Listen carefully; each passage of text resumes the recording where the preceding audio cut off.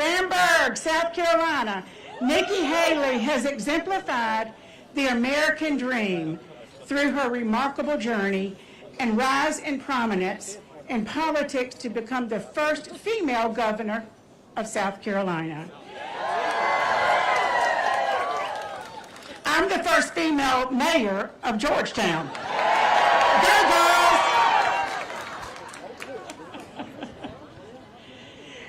There she garnered a widespread acclaim for her bold leadership, principled decision-making, and tireless advocacy for the people of her state.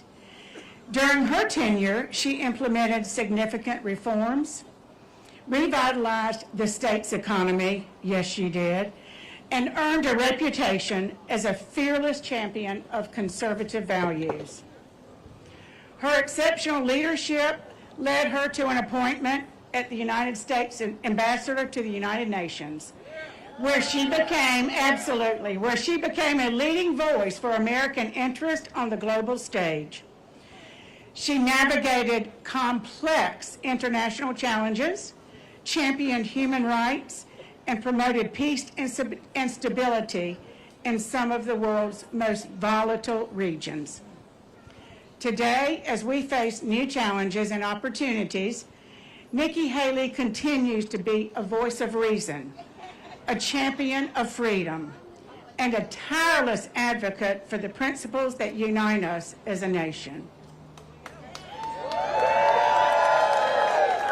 So, my friends, it is with great pride and enthusiasm that I ask you to join me in welcoming a shining example of South Carolina's finest, the next President of the United States, Nikki Haley!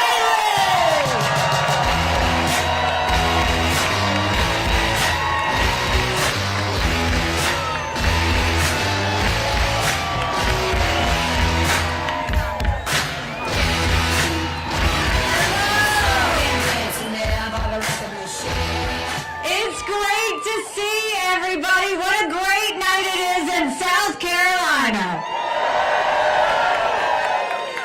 You know, in South Carolina, we grow our women strong.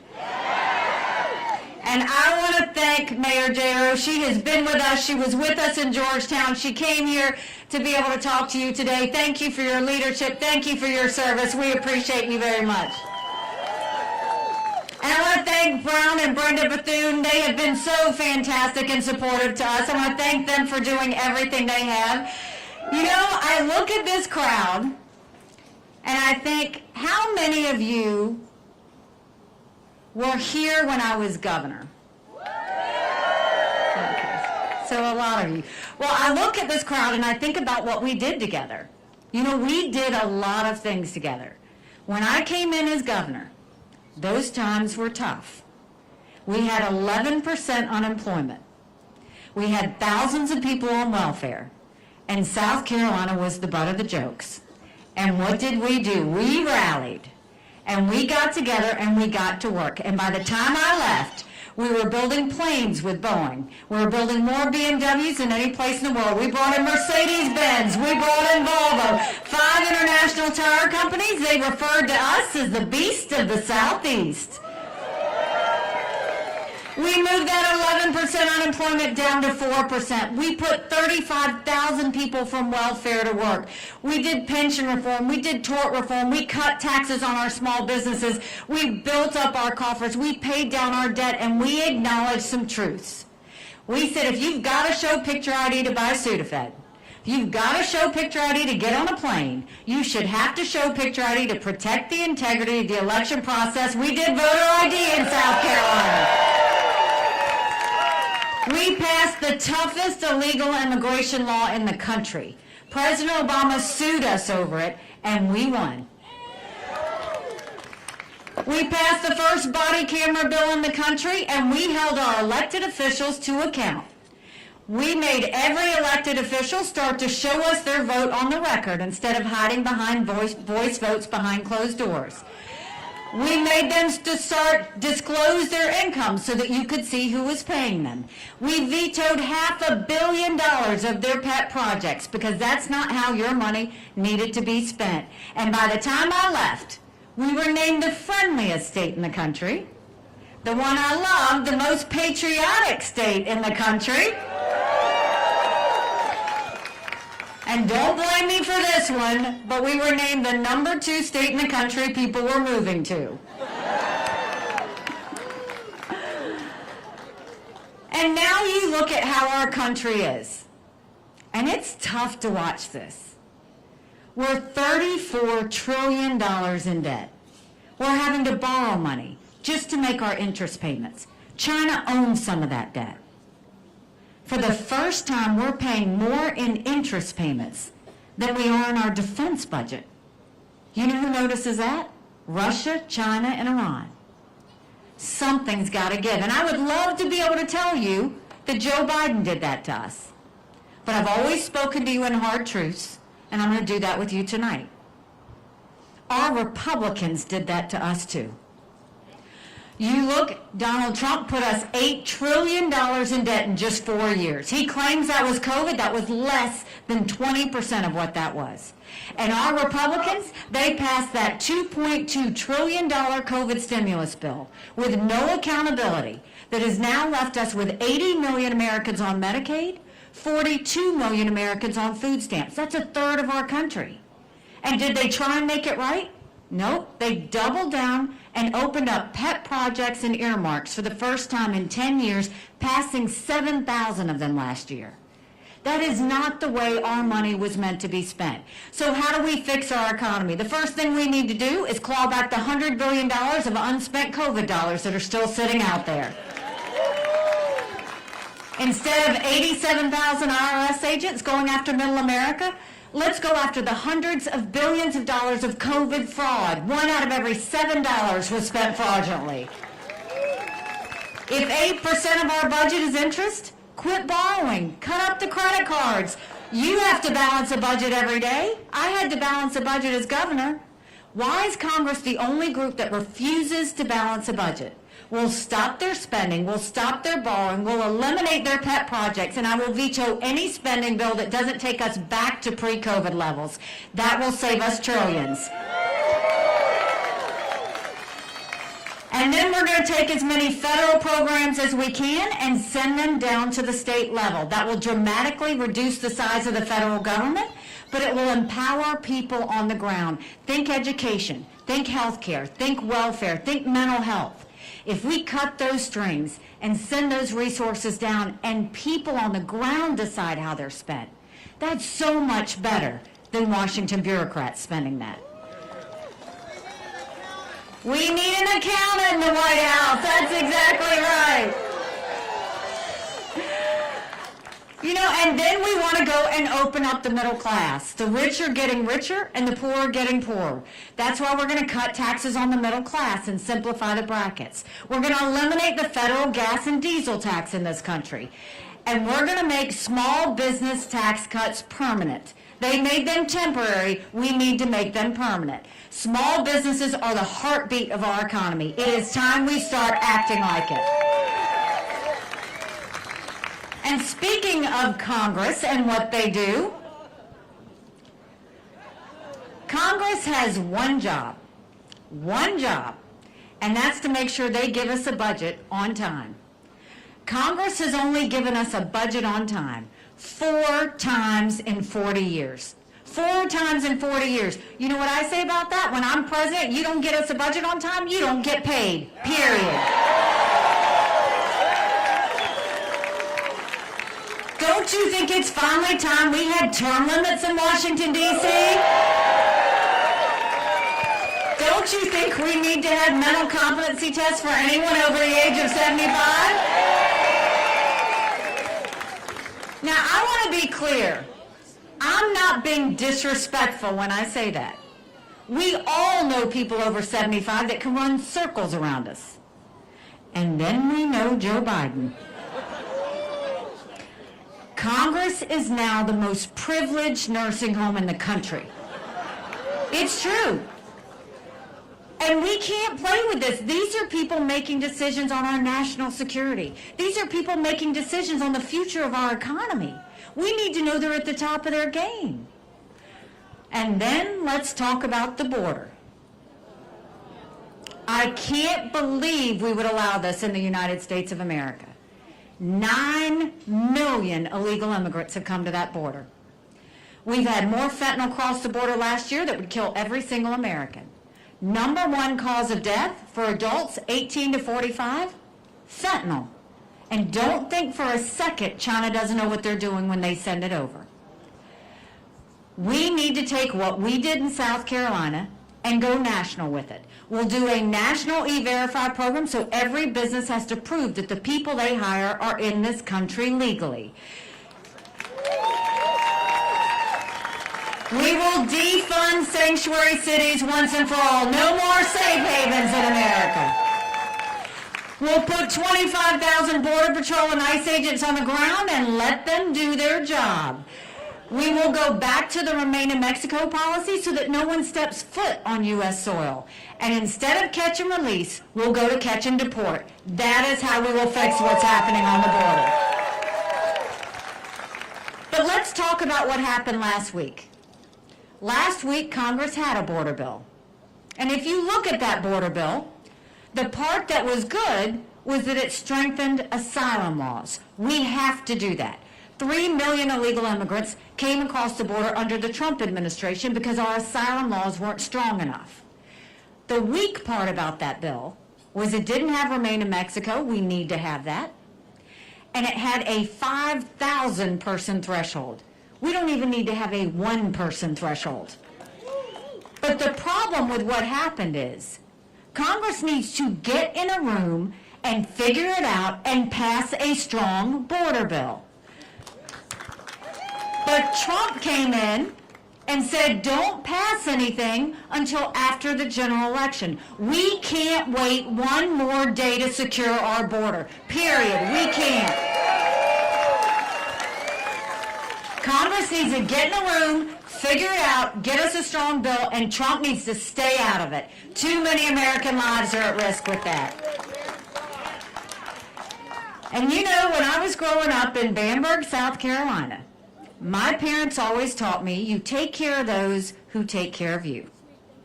I'm going to ask you if we're taking care of those who take care of us. Right now in America, over 35,000 of our veterans are homeless. 1 in 3 suffers from PTSD or thoughts of suicide. We lose 22 heroes a day to suicide. If a veteran needs a doctor's appointment, on average, takes 29 days. Why 29 days? Because on the 30th day, they can go to the doctor or hospital of their choice. So midway through the 29 days, they get a call to reschedule, and the clock starts all over again. It is shameful how we treat our veterans. Now, I'm the proud wife of a combat veteran who served in Afghanistan. And when Michael came home to us, that was a lot of prayers answered. But that was the easy part. When we got home, life got hard. Michael couldn't hear loud noises. He couldn't be in crowds. Life had passed him by for the year that he was gone, and the transition was tough. We can't just love our men and women when they're gone. We gotta love them when they come back home, too.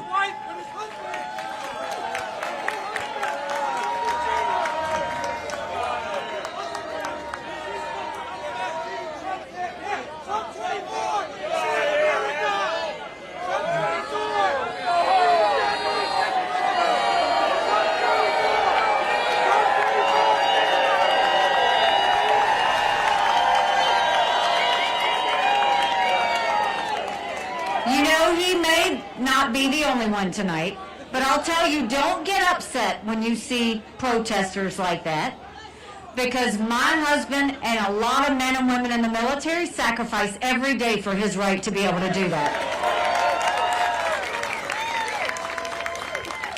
So getting back to talking about our veterans, We need to make sure that we don't just take care of them for the 2-week transition. Let's take care of them for the long haul. We need telehealth so they can get the mental health care they need right when they need it.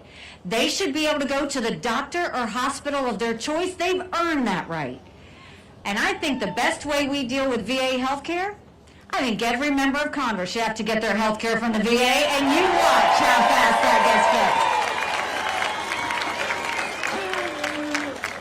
It'll be the best health care you've ever seen, guaranteed. And speaking of military, let's talk about our national security. The world is on fire, literally. We've got a war in Europe. We've got a war in the Middle East. You've got North Korea testing intercontinental ballistic missiles capable of hitting the U.S. You've got China doing cyber attacks on our infrastructure. You've got Russia putting up blinding satellites where we can't see if a missile's coming in, and they can take out our infrastructure in a second. None of that would have happened had we not had that debacle in Afghanistan.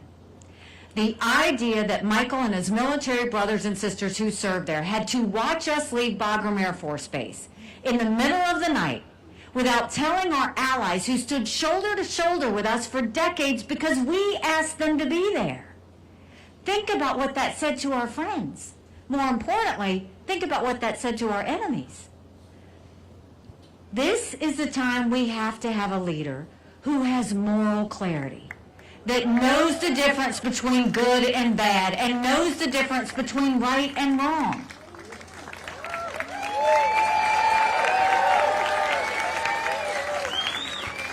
We need a leader whose total focus is to prevent war. It's always got to be about preventing war. And I see what Donald Trump said in Conway over a week ago. Think about this. He said that he would encourage Putin to invade our allies. Now think about this. Trump is siding with a thug, where 500,000 people have died and been wounded because Putin invaded Ukraine. Trump is siding with a dictator who kills his political opponents.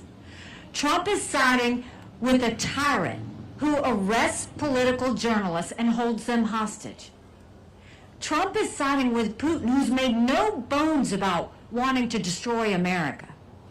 And Trump is choosing to side with him over the allies that stood with us after 9/11? In the 1 sec, he does this when he goes off the teleprompter. It's a problem, because in that second when he did that, he made all of our allies more vulnerable. He emboldened Putin, and Putin's now putting troops along those Baltic states. And he put every one of our men and women in the military that are serving there at risk. Words matter. And speaking of words, that same night, he mocked my husband's military service. Now, I'll say this, Michael and I can handle it. When you're in politics, it's open season. That's fine. But you mock one member of the military, you're mocking every member of the military. And we've overlooked things he said before, but this is now a pattern. I mean, he went and he said that military men and women who lost their lives in service were suckers and losers. He was at Arlington National Cemetery and said, what was in it for them? He's never been near a uniform. You think about it. He's never put on a uniform. We all know veterans. We all know people who've served. We all know people who've lost their lives to service. They don't do this for kicks and giggles. They do this because they know freedom's not free. They do this because it's bigger than about themselves. And so when he does that, it's because he doesn't understand military service. And if he's never been near a uniform, and he's never understood what that kind of sacrifice means, that says a lot more about him than any member of the military.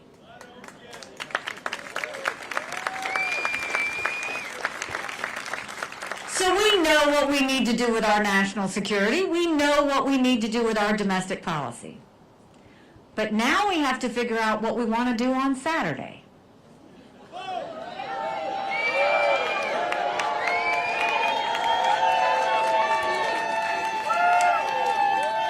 You know, I was looking at the TV the other day, and I saw a commercial that Trump was running against me, which is interesting because he says he's not worried, but he's running commercials. And in that commercial, I was looking, and everything he said was a lie. He said, I wanted to open borders. He said, I wanted to raise taxes. Then he sent out a text message apparently yesterday telling everybody I wanted to cut Social Security. None of that is true, and he knows it. But you know, I thought, well, if he's going to lie about me, I'm going to tell the truth about him.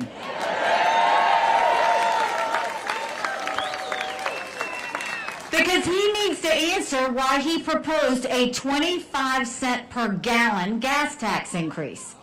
He needs to answer why he now wants to raise taxes on every American family by 10%. He wants to put tariffs on everything from baby strollers to appliances. It will be $2,800 more per year on all of us. He needs to explain why he's not going to do anything with Social Security, so when he leaves, we all get a 24% cut in our benefits. Those are the things he needs the answer to, but he won't, because he won't debate me. So,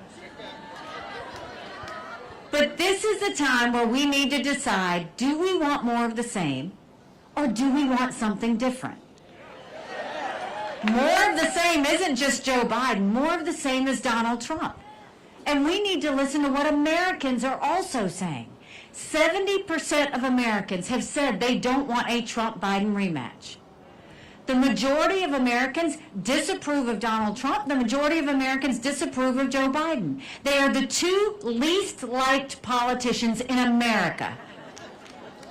And 60% of Americans have said they think Donald Trump's too old and they think Joe Biden's too old to be president. And can't we do better than two 80-year-old candidates running for president?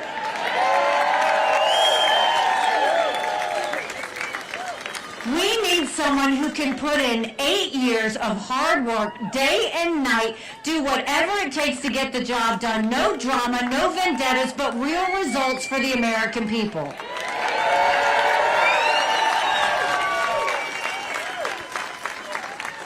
And I know you're all here because you want to see America turn in a different direction. You want to see America normal, right? But this is what I'll tell you. The only way we can do that is if we win a general election. And the problem is, Donald Trump can't win a general election. Look at any of the polls. He's down by 5. He's down by 7. On his best day, there was a Marquette poll that came out today. He's margin of error with Joe Biden. I'm in every one of those same polls. That Marquette poll has me beating Joe Biden by 18 points. 18 points! That's bigger than the presidency. That's House, that's Senate, that's governorships, that's school boards. But you win by double digits. That's a mandate going into D.C. to stop the wasteful spending and get our economy back on track. That's a mandate to get our kids reading again and go back to the basics in education. That's a mandate to secure our borders with no more excuses. That's a mandate for law and order in our cities, and that's a mandate for a strong America that prevents wars that we can all be proud of. Don't you want that? Because we could have that. But in order to have that, it's going to take a lot of courage. Courage from everybody here. Courage for me to run. And courage for every one of you to know, don't complain about what happens in a general election if you don't play in this primary. It matters. It matters. You know, 7 months ago, I dropped my husband Michael off at 4 a.m. for another year-long deployment. And I watched him and 230 soldiers pick up their 2 duffel bags of belongings to go to a country they'd never been, all in the name of protecting America. They're willing to sacrifice their lives and their families because they still believe in this amazing experiment that is America. So if they're willing to sacrifice for us there, shouldn't we be willing to fight for America here? Because we have a country to save. But we also have to think about, who are we doing this for? We're doing this for our kids, for your grandkids. Think about what they've been through. They've been through COVID. They see this debt and they don't know what it means for them and their lives. They don't know if they're going to be able to buy a home. They don't know if they're going to get a job. They don't know how they're going to make ends meet. They're fearful of a war. They don't deserve what's happening right now. And right now, what do they hear? Anger, chaos, hatred of one another. And then we wonder why there's so much stress, anxiety, and depression? We've got to do this for them. Under Joe Biden, it's not normal to go and have schools focus more on gender pronouns than they are on reading and math. It's not normal to have illegal immigrants come across a border and no one stop them. It's not normal to have these wars all over the world. But then you look at Donald Trump. It's not normal to pay $50 million in campaign contributions towards your personal court cases. It's not normal to mock the military. It's not normal to go and choose the side of a tyrant over our allies. It's not normal to have any of this happen. That's the problem. Both of these men give us chaos. And I look at this election. It's been a year since I announced I was running. We had 14 candidates in the race. I defeated a dozen of them. I just got one more I got to catch up to.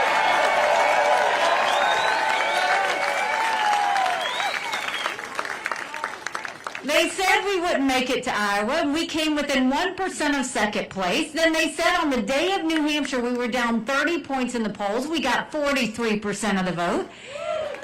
But if you see what happened the night of New Hampshire, I don't know if y'all watched it.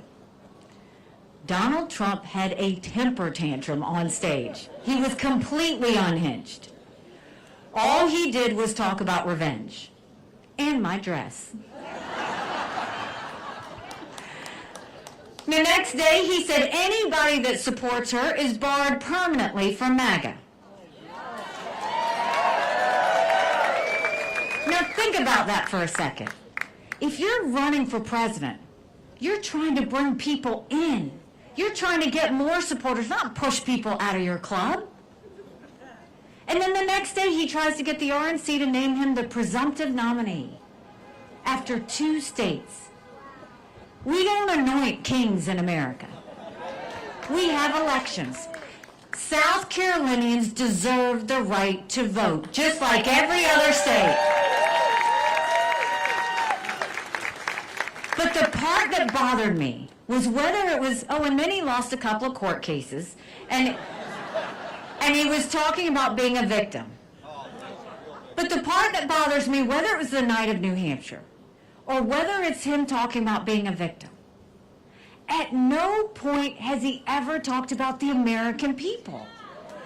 He's not talking about the fact that we're $34 trillion in debt. He's not talking about that only 31% of 8th graders in our country are proficient in reading. He's not talking about all of the influx happening on the border. He's not talking about the lawlessness in our cities. He's not talking about wars around the world. All he's doing is talking about himself. And that's the problem, is it's not about him. It's about the American people.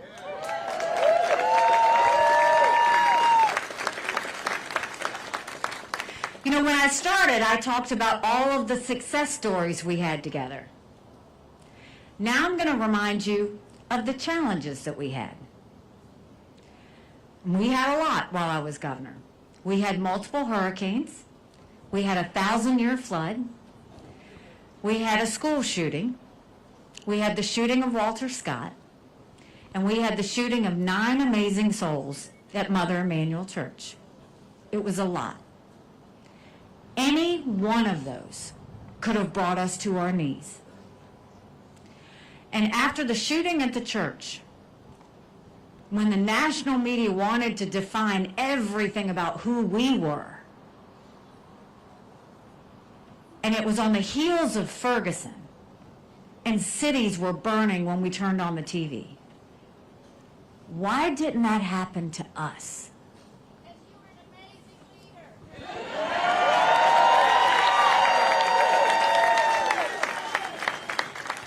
leader. We didn't have riots.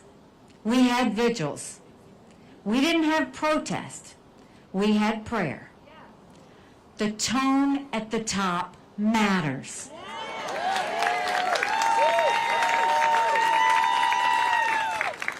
We removed a divisive symbol not by saying who was good and who was bad or judging people. A leader shouldn't do that. A leader's supposed to bring out the best in people so that we can go forward.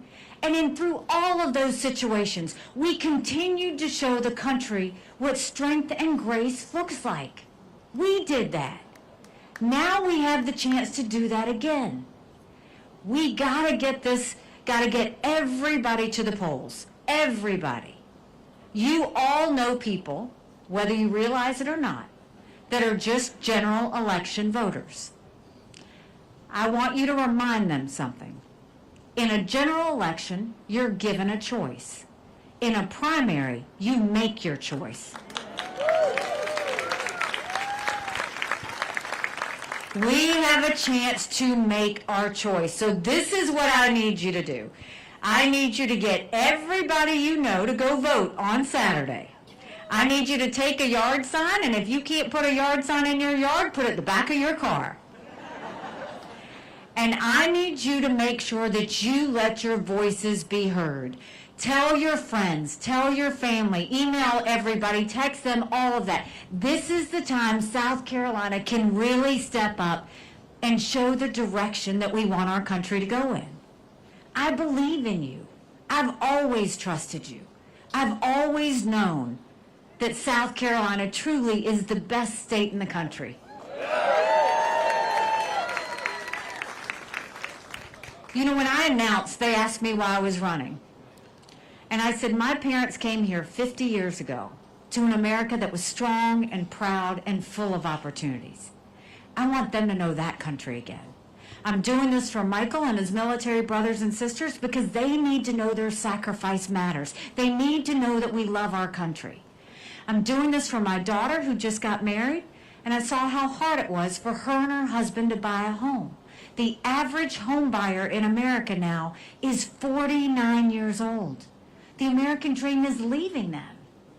And I'm doing this for my son, who's a senior in college.